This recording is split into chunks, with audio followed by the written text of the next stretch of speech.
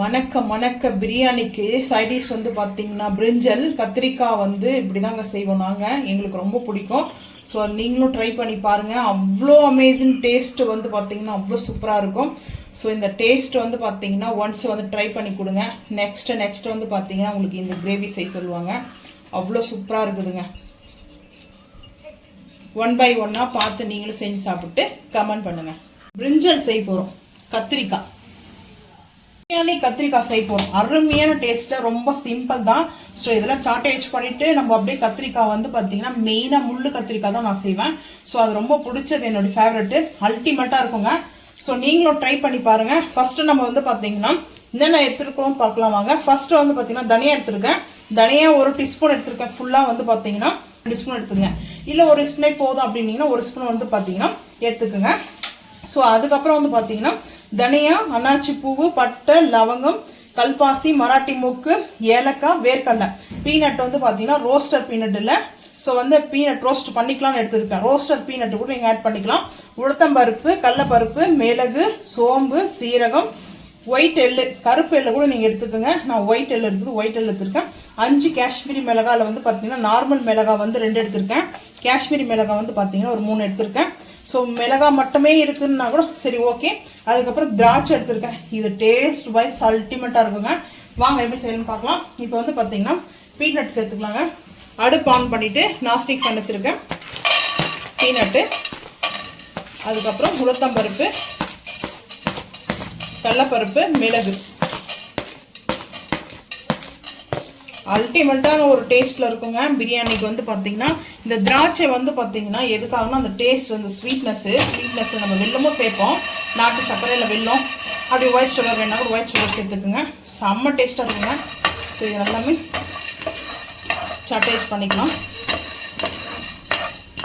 நல்லா வந்துட்டு ரோஸ்ட்டு வந்து பார்த்தீங்கன்னா நம்ம ட்ரை சாட்டேஜ் தான் வந்து பண்ணுறோம். ஆயில் வந்து பார்த்தீங்கன்னா அப்ளை பண்ணியும் சாட்டேஜ் வந்து நம்ம செய்ய போகிறதில்ல.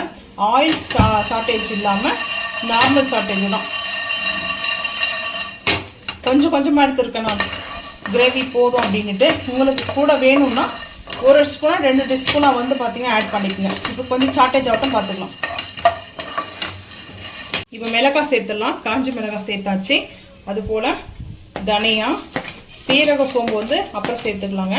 பட்டை, லவங்கம் எடுத்துருக்கேன். கல்பாசி, மராட்டி மொக்கு, ஏலக்காய் 2 பீஸ் எடுத்துருக்கேன். அதையும் சேர்த்தாச்சு. சேர்த்துட்டு ட்ரை ரோஸ்ட் பண்ணிக்கலாங்க.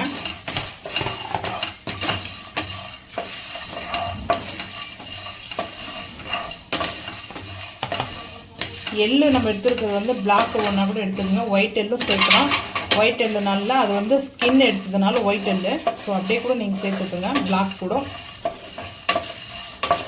இந்த கன்ஃபியூஷன் வேண்டாம். ஏன்னா நம்மளுக்கு ஒயிட் இருக்குது, ஒயிட் ஆட் பண்ணிடுவோம். பிளாக் வந்து முடிஞ்சிச்சு. நான் அந்த மசாலாவுக்கு வந்து ரெடி பண்ணும்போது தான் பிளாக் வாங்கிட்டு வருவேன்.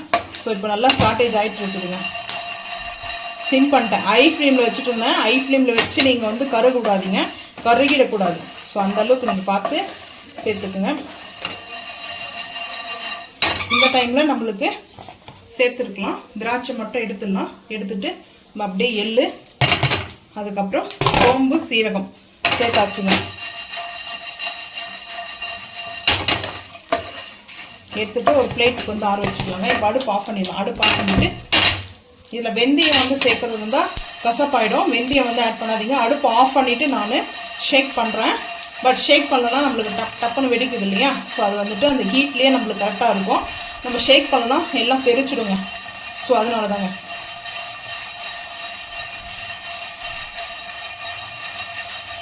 உடனே நம்ம வந்து பிளேட்டுக்கு வந்து சேர்த்துட வேண்டாம்.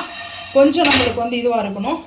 ஸோ இந்த டைமில் கோக்னட் வந்து பார்த்திங்கன்னா நான் துருகி வச்சுருக்கேன். அந்த கோக்னட்டை சேர்த்துக்கணும். கோக்னட்டு நீங்கள் பீஸாக வந்து சேர்த்து வந்தால் அது வந்து நம்ம தக்காளி, வெங்காயம் வந்து பார்த்திங்கன்னா ரோஸ்ட் பண்ணுவோம் இல்லையா? ஸோ அதில் கூட வந்து சேர்த்துக்கலாம். ஸோ இந்த ஹீட்லேயே நம்மளுக்கு வந்து கோக்னட் கரெக்டாக சரியாக போடுங்க. அந்த ஹீட் இருக்கு பாருங்கள். துருக்கி சேர்த்துருக்கோம்.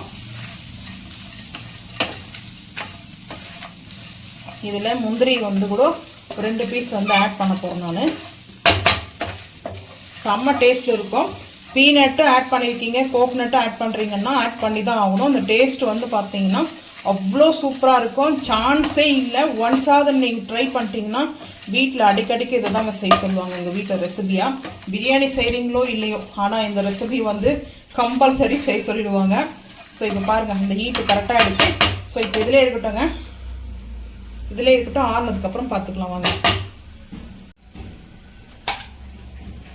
3 பீஸ் வந்து முந்திரி, 3 பீஸ் வந்து திராட்சை வந்து பார்த்தீங்கன்னா சேர்த்துக்கிறேங்க. இப்படியே வந்து ஆறட்டங்க. ஆறுனதுக்கப்புறம் பார்த்துக்கலாம் வாங்க. ஸோ நம்ம அரைக்கணும். அரைக்கிறதுக்கு நம்ம முன்னாடி தக்காளி வெங்காயமும் லைட்டாக சாப்பேஜ் பண்ணிக்கலாம். பண்ணிட்டோம்னா ரொம்ப சிம்பிள் தாங்க. ஸோ இது வந்து ஆறட்டங்க, பார்த்துக்கலாம். நல்லா ஆறிடுச்சு. இப்போ மிக்ஸி ஜாருக்கு வந்து சேர்த்துக்கலாம். அந்த முந்திரி பருப்பு, வேர்க்கடலெல்லாம் பேஸ்ட்டாக அரைச்சிட்டு வந்துடலாங்க. அரைச்சிட்டு வந்துட்டு பார்க்கலாம். அடுப்பு ஆன் பண்ணிவிட்டு உருளி வச்சுருக்கேங்க. ஹீட் ஆகிடுச்சு. கோகனட் ஆயில் நம்ம வாங்கிட்டு வந்தோம் இல்லையா, அதுதான் சேர்க்க போகிறோம். தேங்காய் எண்ணெய், நல்லெண்ணெயும் சேர்க்கலாம், தேங்காய் எண்ணெயும் சேர்க்கலாம். ஏன்னா எண்ணெய் கொஞ்சம் கூட வந்து ஆட் பண்ணுறதுனால தேங்காய் எண்ணெய் எடுத்துருக்கேன். ஸோ தேங்காய் எண்ணெய் வந்து பார்த்தீங்கன்னா அவ்வளோ சூப்பராக இருக்கும். கோகனட் ஆயில் வந்து ஹீட் ஆகிட்டு இருக்குதுங்க. ஸோ இந்த டைமில் நம்ம கட் பண்ணி வச்சு இது வந்து நம்ம அரைச்சிட்டு கூட சேர்க்கலாம், அரைச்சிட்டும் சேர்த்துக்கலாம், பொடிசாகவும் சேர்க்கலாம்.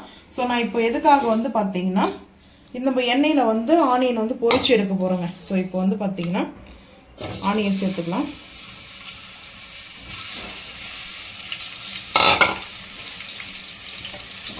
ஆனியனை வந்து பார்த்தீங்கன்னா ஒரு ஆஃப் குக் பண்ணிவிட்டு, அதனால தான் ஆயிலில் வந்து சேர்த்துருக்கேன். இவ்வளோ ஆயில் வந்து எதுக்காக சேர்த்துருக்கேன், நம்ம கத்திரிக்காய் சேர்க்க போகிறோம் இல்லையா. ஸோ நல்லா தேங்காய் எண்ணெய் அரும் மாட்டிக்கிட்டு பாருங்களா. வா, எனக்கு இந்த கோகனட் ஆயில் ஃபுட்டு, நல்லெண்ணெய் ஃபுட்டு இதெல்லாம் ரொம்ப பிடிக்கும். ஸோ ரீஃபண்ட் ஆயிலை தவிர்த்து வேறு என்ன ஆயில்னா நம்ம மஸ்டர்ட் ஆயில் கூட நான் ரொம்ப விரும்பி சாப்பிடுவேங்க. எனக்கு ரொம்ப பிடிக்கும். அந்த மாதிரி ஆயிலெலாம் ஃபுட்டு வந்து ரெடி பண்ணோம்னா அதோடய ஃப்ளேவர் நல்லாயிருக்கும். ஸோ அது வந்து எல்லாருக்கும் பிடிக்குமான்னு கேட்டால் தெரியல. ஸோ எனக்கு பிடிக்கும். இந்த கோகனட் ஆயில் என்ன ஒரு ப்ராப்ளம்னா, இது போல் ஆயிலில் வந்து பபுள்ஸ் வரும். இங்கே பாருங்கள், அந்த சலசலப்பு வந்து கண்ட்ரோல் ஆனது தெரியாது. ஸோ நம்ம சிம் பண்ணிடலாங்க. சிம் பண்ணிட்டு அந்த மசாலா அரைச்சிட்டு வந்துடலாங்க. மசாலா அரைச்சிட்டு வந்து பார்த்துக்கலாம் வாங்க. இப்போ ஆனியன் வந்து பார்த்தீங்கன்னா ஓவர் சாட்டேஜ் பண்ணாமல் இந்த அளவுக்கு மீடியமாக இப்போ நம்ம அப்படியே இந்த மிக்ஸி ஜாரில் வந்து பார்த்தீங்கன்னா குறைன்னு அரைச்சிருக்கோம். பல்ப் மோடில் அப்படியே சேர்த்துக்கலாங்க. ஆனியனை சேர்த்துட்டு இது கொஞ்சம் நேரம் ஆறுனதுக்கப்புறம் அரைக்கலாம். அப்படியே அந்த ஹீட்லேயே அரைக்க வேண்டாம். சேர்த்துருக்க ஆனியன்லாம் வந்து பார்த்தீங்கன்னா எடுத்தாச்சு. ஸோ இப்போது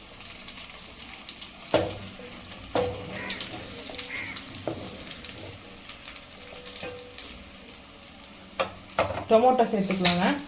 நான் டொமேட்டோ வந்து மீடியம் சைஸில் 2 டொமேட்டோ கட் பண்ணி வச்சுருக்கேன்.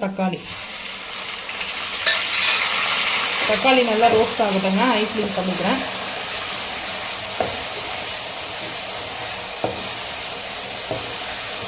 அந்த ஆயில் பார்த்தீங்கன்னா நல்லா கலர் வந்திருக்கும். உங்களுக்கு தெரியும் பார்க்கும்போது அந்த ஒயிட்டு நம்ம அந்த தேங்காய் எண்ணெயோட ஆரஞ்சு வந்து மிக்ஸ் ஆனோடனே நல்லா வந்து தக்காளி வந்து சேர்த்தோன்னே நல்லா ஆரஞ்சு கலரில் வந்துச்சு ஆயில். ஸோ தக்காளியே நல்லா ஓரளவுக்கு வந்துட்டு சாட்டேஜ் பண்ணிவிட்டு அப்படியே எடுத்து சேர்த்துக்கலாம். பேஸ்ட்டாக அரைச்சி தான் நம்ம சேர்க்க போகிறோம். மெயினாக வந்து பார்த்திங்கன்னா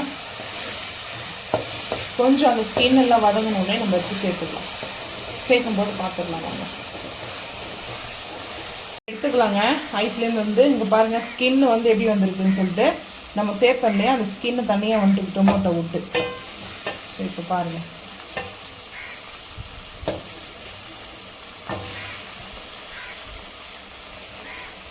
அப்படியே சேர்த்துட்டு டொமேட்டோவை நம்ம அரைச்சி இது வந்து ஆறினதுக்கப்புறம் கொஞ்சம் தண்ணி சேர்த்து நம்ம அரைச்சிக்கலாம்.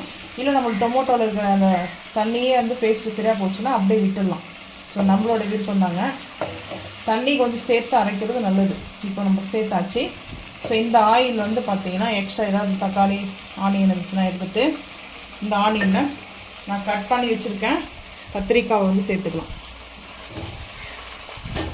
ஹை ஃப்ளேம் பண்ணிவிட்டு அப்படியே சேர்த்துக்கலாங்க.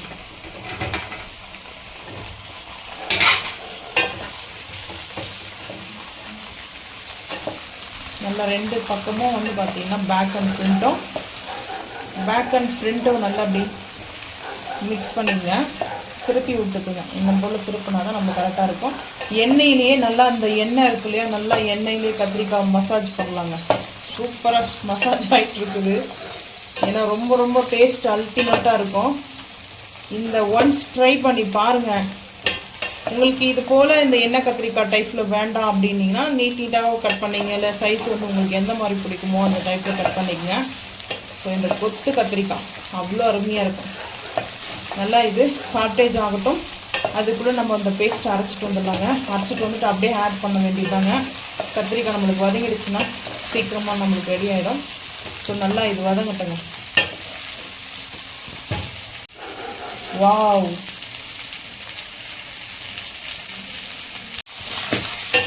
நல்லா எண்ணெய் கத்திரிக்காய் வதங்கிட்டு இருக்குதுங்க. இந்த டைமில் இஞ்சி பூண்டு பேஸ்ட்டு 1 டீஸ்பூன் சேர்த்துக்கலாம். செம்மையாக இருக்கும் இந்த பிரிஞ்சல். மை ஃபேவரட் இது. பிரியாணியோடு நான் ரொம்ப விரும்பி சாப்பிடுவேன். ஸோ இதில் வந்து இந்த மிளகு எல்லாம் ட்ரை மிளகு ஆயிலில் சேர்த்துட்டு நம்ம அப்படியே வந்து கத்திரிக்காய் செய்யும்போது சில பேர் விரும்பி சாப்பிடுவாங்க. எனக்கு சாப்பிடும்போது அது வந்து பிடிக்காதுங்க. சில டிஷ்ஷில் வந்து சாப்பிடும்போது அதெல்லாம் ஒரு ஃபீலாக இருக்கும். ஸோ இந்த டைமில் சாப்பிடும்போது அது நம்மளுக்கு சாப்பிடும்போது அந்த மிளகு முழுசாக வரும். ஸோ அந்த மாதிரி வந்து ஆட் பண்ணாமல் இந்த டேஸ்ட் வந்து பார்த்திங்கன்னா அவ்வளோ சூப்பராக இருக்கும். ஸோ நம்ம இப்போ அரைச்சிருக்கிற பேஸ்ட் வந்து சேர்த்துடலாம்.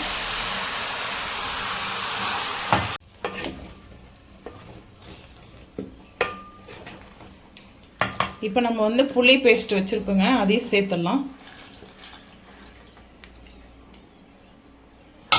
சேர்த்தாச்சு. நல்லா கொஞ்சம் மிக்ஸ் பண்ணிடலாம்.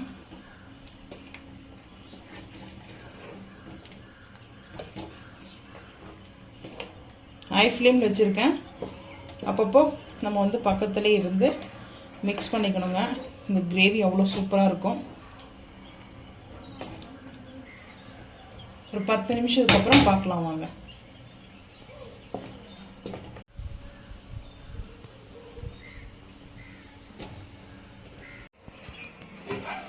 அடுப்பு ஆஃப் பண்ணிட்டேங்க. ஆஃப் பண்ணால் தான் நம்மளால் ஓப்பன் பண்ணி பார்க்க முடியும். அப்படி இல்லைன்னா தெறிக்க ஆரம்பிச்சிடும். நாட்டு சர்க்கரை 1 டீஸ்பூன் சேர்த்துக்கிறேன். ஏன்னா இதில் அவ்வளோ சுகர் வந்து இனிப்பு இருக்காது. அதனால் 1 டீஸ்பூன் வந்து சேர்த்துக்கிறேன், சின்ன டீஸ்பூனில். ஓகேங்களா? அதுக்கப்புறம் பொடி கருவேப்பிலை கொஞ்சமாக, அந்த ஹீட்டில் கரெக்டாக இருக்கும். ஸோ அதனால தான் நீங்கள் வேணால் அப்போ கூட சேர்த்துக்குங்க. நான் சொன்ன படிக்க டேஸ்ட்டில் அமேசிங்காக ரொம்ப சூப்பராக இருக்கும். செம்மையாக இருக்குங்க. நல்லா அந்த தேங்காய் எண்ணெய் வந்து நம்ம சேர்த்தோம் இல்லையா, மிதக்க இருக்குது பாருங்களா, செம்மையாக இருக்குது. தேங்காய் எண்ணெய் நல்லா மிதக்க சூப்பராக அப்படியே பிரியாணிக்கு வந்து இந்த சைடிஷாக வந்து சாப்பிடும்போது அல்டிமேட்டாக இருக்குங்க. ஸோ நீங்களும் இது போல் ட்ரை பண்ணி பாருங்கள். இந்த வீடியோ பிடிச்சா மறக்காமல் லைக் பண்ணுங்கள், ஷேர் பண்ணுங்கள், சப்ஸ்கிரைப் பண்ணுங்கள், பெல் ஐக்கான் வந்து கிளிக் பண்ணுங்கள். மறக்காமல் சேனல் வந்து ஃபாலோ பண்ணுங்கள். அப்போ தான் நம்ம போகிற வீடியோ உங்களுக்கு நோட்டிஃபிகேஷனாக வருங்க. தேங்க்யூ.